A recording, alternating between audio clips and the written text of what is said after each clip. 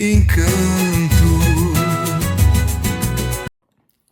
Canal Abre Alas FC, falando de história.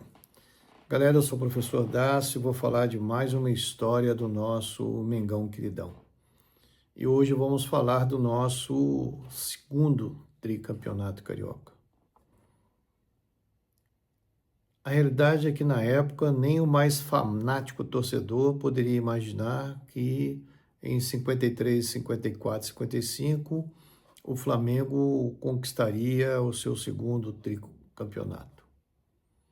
O que pouca gente sabe é que a década de 50 começa com uma grande crise na Gávea, pois o então presidente Dario de Mello vendeu o nosso grande craque Zizinho para o Bangu numa das piores transações de todos os tempos. Em 1951, tivemos um campeonato muito ruim. Em 52, ficamos como vice do Vasco. 1953, tudo começa a mudar quando o treinador Flávio Costa dá lugar ao paraguaio Fleitas Solis, conhecido na época como El Brujo, porque havia levado a seleção do seu país ao título da Copa América. Podemos dizer que o sangue paraguaio foi importantíssimo na conquista do nosso segundo tricampeonato. Vindo do país vizinho, o lendário técnico Fleitas Solis trouxe os conterrâneos Chamorro e Benítez. Com uma base herdada de Flávio Costa, com uma zaga segura, um meio-campo criativo e um ataque rápido e talentoso, El Brujo ainda revelou os jovens Dida, Zagallo, Evaristo e Babá.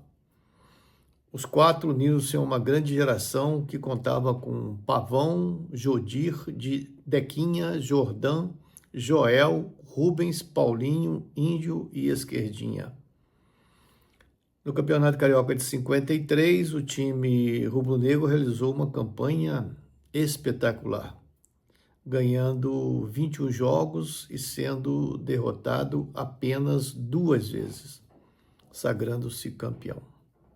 Em 1954, conquista o bicampeonato, consolidando uma das gerações mais marcantes da história rubro-negra.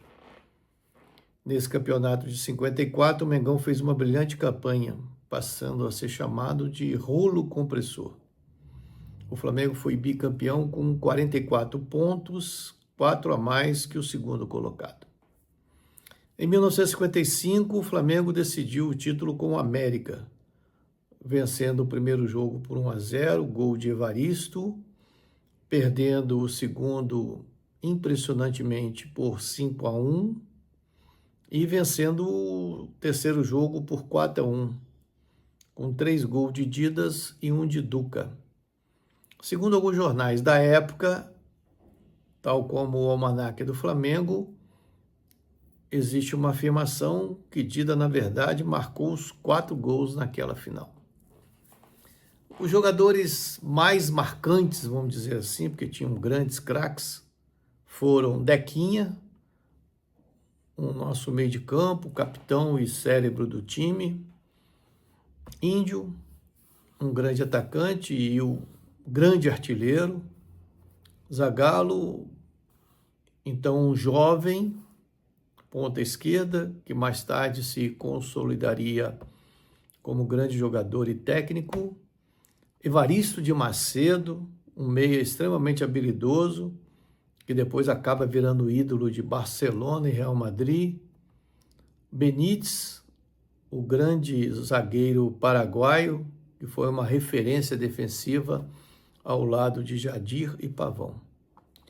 A conquista do tricampeonato acaba sendo uma grande homenagem ao presidente Gilberto Cardoso, que havia morrido de infarte provocado pela emoção de ver uma vitória do Flamengo no basquete numa decisão contra o Sírio no final daquele ano de 55. Mesmo abalados com a morte do grande presidente, os companheiros do time utilizaram essa perda como motivo de empenho para conquistar o tricampeonato. A equipe ainda venceu a Taça dos Campeões Estaduais de 1955, que era disputada entre os campeões do Rio e São Paulo, derrotando o Santos na final por 2-1.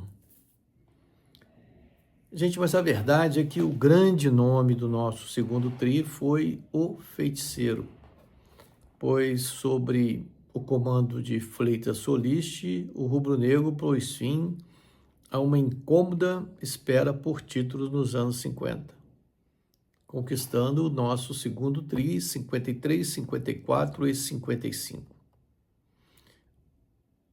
El Burro é também o segundo técnico com mais jogos à frente do Flamengo. Ele tem 504, perdendo apenas para Flávio Costa, que tem 765.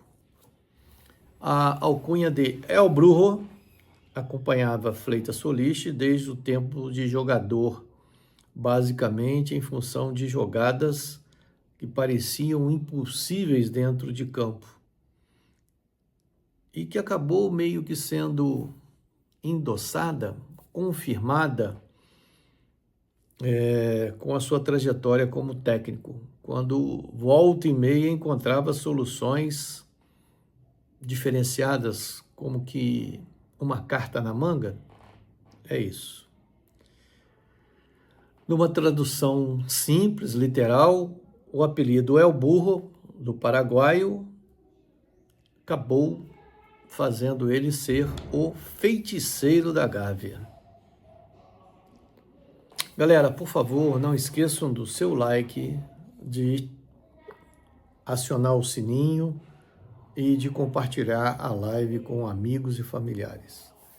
Importante, também convido vocês a estarem conosco toda terça-feira, às 19h30, no Arena Abre Alas, o programa cujo chat define o tema.